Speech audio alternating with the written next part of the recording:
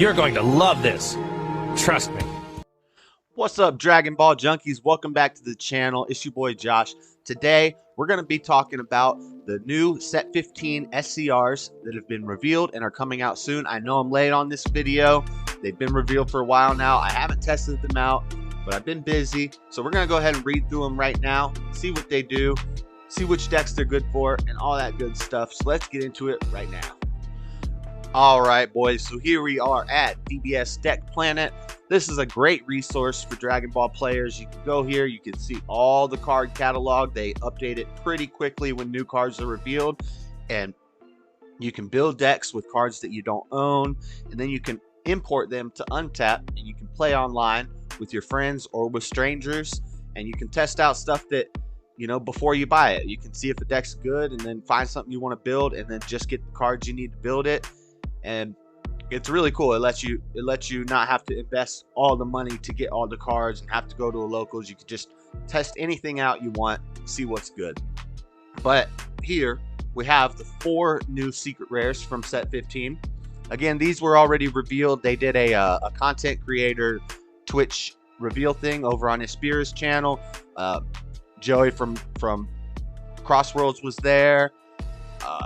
Espira was there. There was the No Counters, No Combo. Sorry, I don't remember your name, but that person was there, and some others. And everybody got to reveal a different SCR. So we've got them now. Let's run through them real quick in one video, so you guys don't have to watch that whole Twitch thing to get a little discussion about them. First up, we have SS4, the Vermilion Sands. So just right off the bat, looking at it, it looks like it's pretty much built for the SS4 Bardock deck that came in the anniversary box.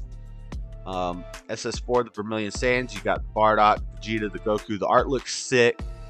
That's going to be a pretty cool secret rare. Let's see what it does. It's got ultimate, which all these secret rares will have ultimate. That means you can only put 1 ultimate card in your deck. 1 secret rare per deck. But its skill is, it's a counter attack, so they can attack. You can counter for 1 energy. And it's an extra card, by the way. You can counter for 1 energy for each card color among cards in battle areas and energy areas. And it doesn't say non-black. It says each color, so black counts. Choose up to 1 of your opponent's battle cards, ignoring barrier, and send it to its owner's warp. For each card sent to a warp using this skill, up to 1 of your leader cards gets plus 5,000 power for the turn.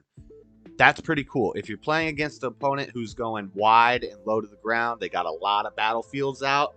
Maybe they got a lot of battle cards out, and maybe a lot of them have barrier. You can counter an attack with this. It does not negate the attack, but you can wipe off. If you're playing this in Bardock, it's going to be very easy for you to have 5 colors on your board.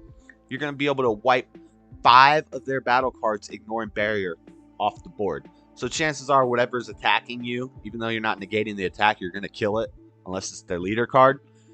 But yeah, you can wipe off up to 5 cards with barrier wiped off the field. That's really freaking strong. And your leader will get plus 5,000 for everyone. So if you do max it out, you wipe off 5 of their battlefields, which maybe most of the time you're not going to be killing 5 cards, but unless they go real wide. But if you do wipe off 5, your leader will become, on his awakened side, he would be a 40k. I think he gets another plus 5, so he'd be like a 45k leader. That's pretty freaking strong. But to swing it around, that's the defensive side of the card. We've also have an activate main. If your opponent has 4 or more energy, play up to 4 black multicolored battle cards with different character names and energy cost of 2 from your deck, then shuffle your deck. So the cards they're looking at to do this, prismatic, here we go. So all these 2-cost dual color cards, SS4 Vegeta, SS4 Gohan, SS4 Bardock, this SS4 Gohan, all these 2-cost, this to this, you can play, not this guy, he's a 3-cost, but all these 2-cost one, here, you can play those. You can play 4 of these guys out. These are all 16Ks. They have other skills. Some are double strike, some are critical. Very powerful offensive move that you could do right there with the activate made on this card. So if you don't need to go defensive as much, but you want to push through and do some extra big damage, you could play up to 4 of those guys at one time for 1 energy, which is really really good. That's really strong. I like that a lot. So we're gonna have to test this out in our Bardock deck one of these days. But let's move on to the next card. That one looks really good. Next, we have a battle card. This is an 8-drop, dual color, yellow-green, the Wicked Sands, 0-cost 10k combo. It's ultimate, of course. It has energy exhaust, so if you charge it, it will be in rest mode. It has a permanent. If this card is removed from your battle area, remove it from the game instead. A lot of the new secret rares are having that so that you can't recur them from the drop or the warp. Because then they'd be really broken. You can play them multiple times per game, so they make sure you can't do that with that permanent. And permanent, if your opponent has 2 or more energy and your leader card is green, yellow, or shares a character name with this card gains dual attack and blocker. So it would be a dual attack 40k blocker. And, you know, it seems restricting, but it's really not. Green or yellow, or it can be either a Raditz, a Turles, a Goku Black, or a Brawly. That covers quite a few leaders in the game. So it's not super restrictive. You could put this in a deck that isn't green-yellow. You know, you could put this in a blue Goku Black deck, or a red Raditz deck, red and green Raditz deck, or actually, I don't know if there's a red Raditz leader, but you know what I'm saying. There's a yellow Turles leader. Well, yeah, most of them do match the colors, but Goku Black is a blue leader, I believe. So, but you could put this in his deck. And then auto for 2 energy. At the end of battle in which this card was using a combo from your hand, your opponent may choose 4 of their cards and switch them to rest mode. If they do, remove this card in your drop area from the game. If they don't, play this card from your drop area and your opponent chooses 2 cards in their hand and discards them. So, essentially, turn 2, you could combo this guy. You can attack. You can combo with this guy for free, giving you 10k combo power. And then at the end of the battle, so you will still get that 10k combo power, you tap 2 energy, so it's only cost 2, and your opponent either rests 4 cards, or, which is typical for yellow, so you have the yellow resting cards ability, or if they don't rest 4 cards, you can play this card. Now you have a dual attack 40k blocker on field, and when you play it, your opponent chooses 2 cards in their hand and discards them, so it has a little taste of green with hand control. Green's primary thing is hand control. Yellow primary thing is resting cards. So this is pretty good. It's got a lot of utility. I could see it being good in like a hand control deck. Raditz and Brawly, or Raditz and Brawly, OG Brawly, both hand control decks. And maybe that's probably what I would use it for more, as in a hand control deck. It's likely they're not going to want to rest 4 cards, but to avoid discarding 2 cards and having you get this big boss monster on the field, they probably will rest the 4 cards if they can. Your opponent may choose 4 of their cards and switch them to rest mode. Ooh, it doesn't say up to 4. So what I'm thinking is, if you play this when they don't have 4 cards to rest, like all their stuff's already rested, they don't have 4 cards to choose to rest, I think it automatically would make them discard 2 and play this. So that's what you want to do. You want to do it when they don't have 4 cards to rest. So then they don't even have that option. That's pretty good. I like it. Looks nice. Art's great. Good characters. Let's check out the next one. So this is similar to the last one, except the last one was yellow-green. This one's blue-red. Same thing, 8 cost, 0 cost 10k. The Radiant Sands. We got 4 characters. We got Kale, Caulifla, Bola, and Gine. This one is not gonna, I feel like this one's not gonna be able to work in as many decks as the last one, because do we even have a Gine leader? I know we have the Heroine's Lineage. That leader is Bulma, isn't it? Is there a Gine leader? Let me know in the comments if there's a Gine leader. I know there's the Heroine's Lineage cards that came from the Battle Evolutions that have Gine on them. I can't remember if there's a Gine leader. There might be a blue one. But Bola, is there a Bola leader? See, these two, Bola and Gine, if there are leaders for these, I can't even think of them off the top of my head. Um, I think there might be a Gene leader, but I don't think there's a Bulla leader unless it's some weird off leader from I don't know. But Kale and Caulifla, we've got the new Kale leader. We've got Caulifla leaders. So, but it's blue red, and it's the same. Ultimate energy exhaust. If this card is removed from battle area, these are all the same.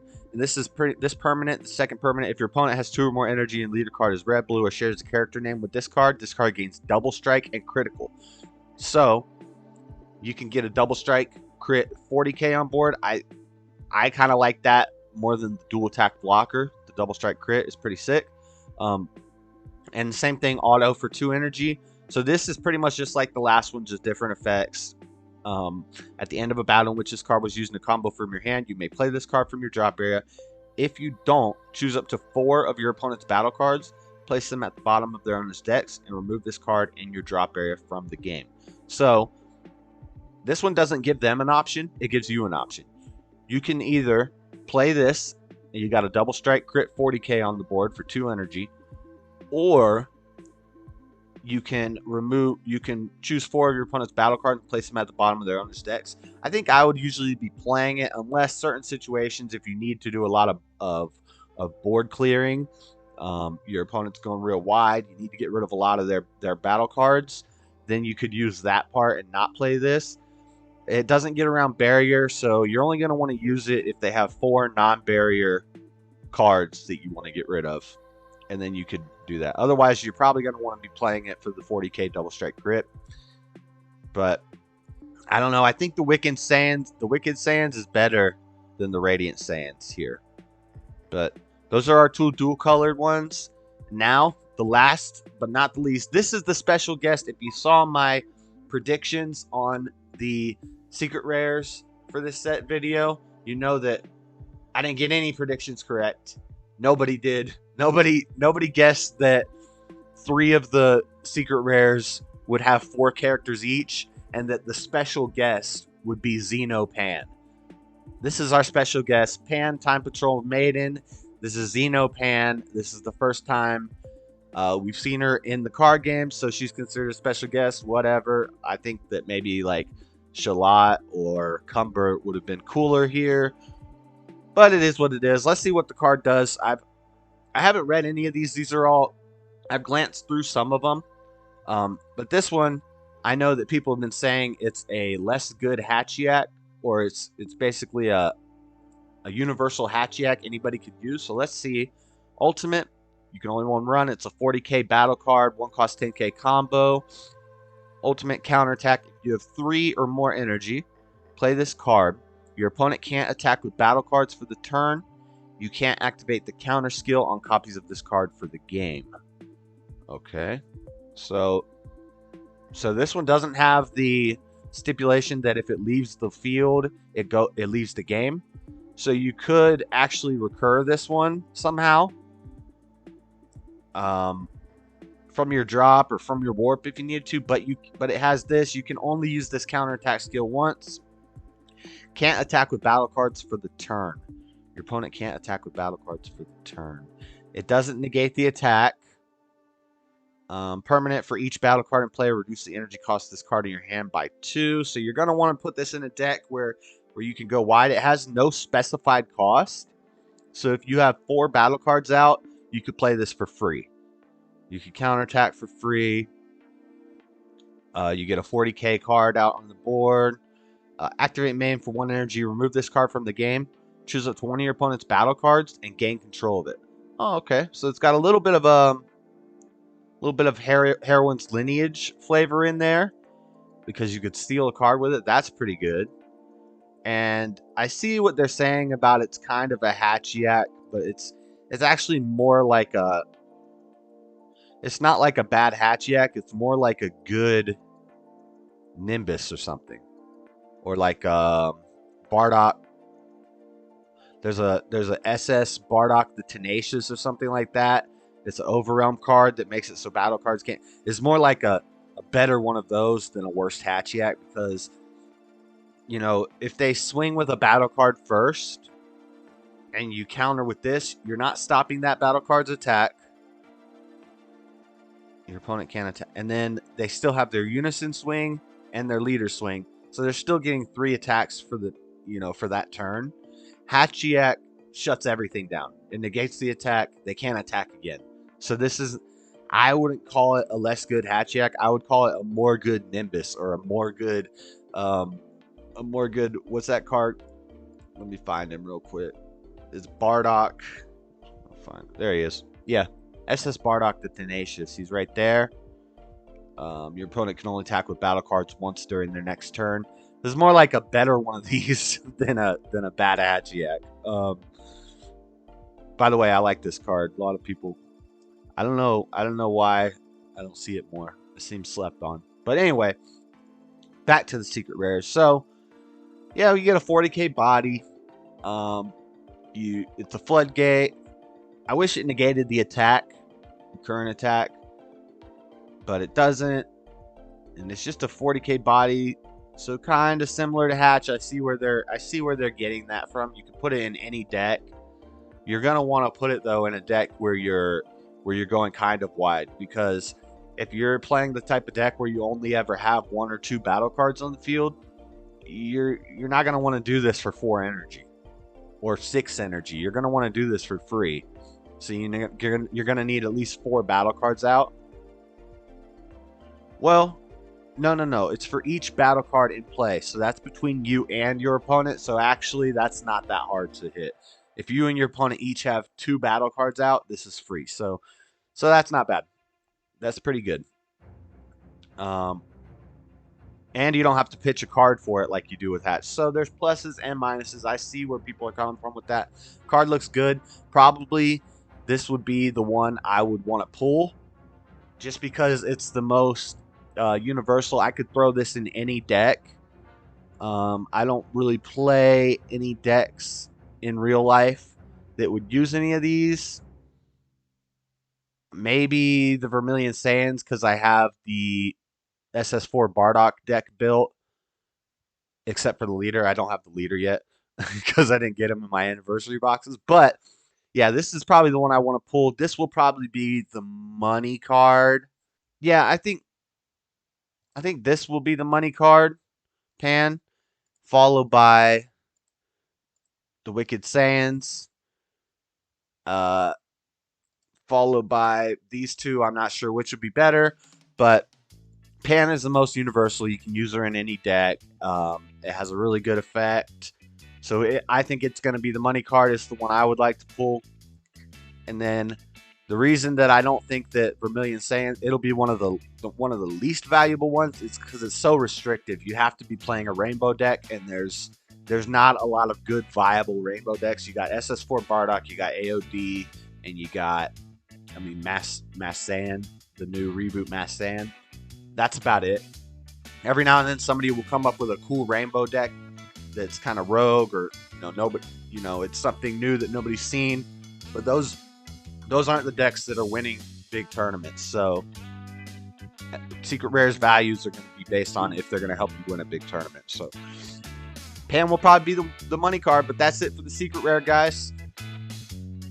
All right, that's it for all the Set 15 Saiyan Showdown secret rares. We went through them real quick, talked about what they might be good in, what their effects are, how they could be used and utilized. Let me know what you think in the comment section. If I missed anything, if there's anything that I need to clear up, drop it in the comment section. Please drop a like on the video if you liked it. Subscribe to the channel and hit the bell. You'll know whenever I make new videos. You guys can catch me on Twitch TV/Dragonball Junkie for live gameplay of all sorts of different games.